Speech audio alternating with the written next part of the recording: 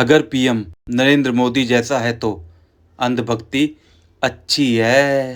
आप लोगों ने एक डिटर्जेंट पाउडर का ऐड ज़रूर देखा होगा जिसमें कहते हैं कि अगर ये पाउडर है तो दाग अच्छे हैं। इसी तरह दोस्तों, अगर प्रधानमंत्री नरेंद्र मोदी जी है तो अंधभक्ति अच्छी है। अब आप लोग पूछेंगे वो कैसे? तो आइए हम आपको बताते हैं।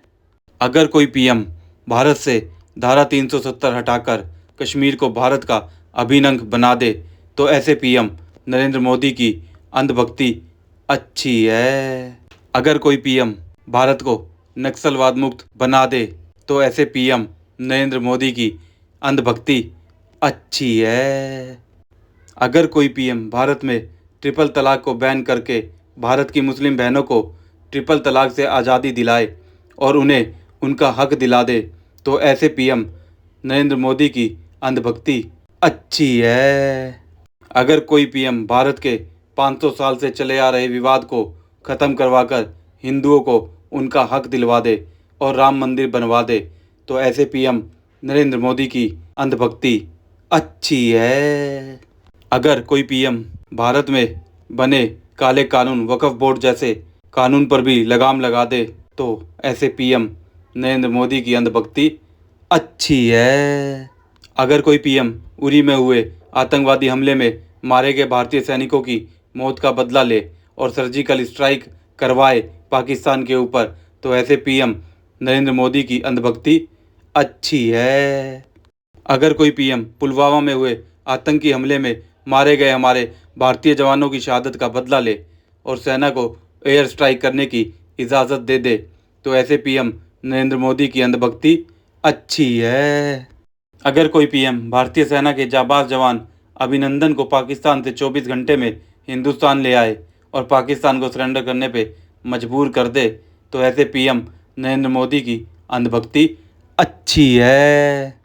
अगर कोई पीएम पहलगाम में हुए आतंकवादी हमले में हमारी माता बहनों के छीने गए सिंदूर का बदला ले और हमारी सेनाओं को ऑपरेशन सिंदूर करने की इजाज़त दे दे तो ऐसे पीएम नरेंद्र मोदी की अंधभक्ति अच्छी है।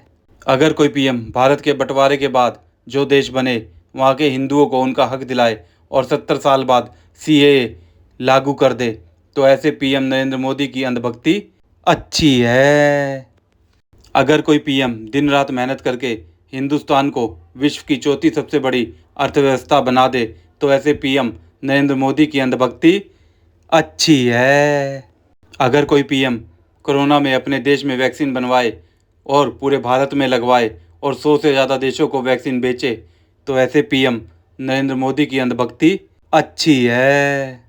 अगर कोई पीएम हॉर्मुज स्ट्रेट बंद होने के बाद भी दुनिया के सभी देशों में पेट्रोल के भाव बढ़ने के बाद भी सबसे कम भाव अपने देश में बढ़ाए पूरी दुनिया के मुकाबले में तो ऐसे पीएम नरेंद्र मोदी की अंधभक्ति अच्छी है।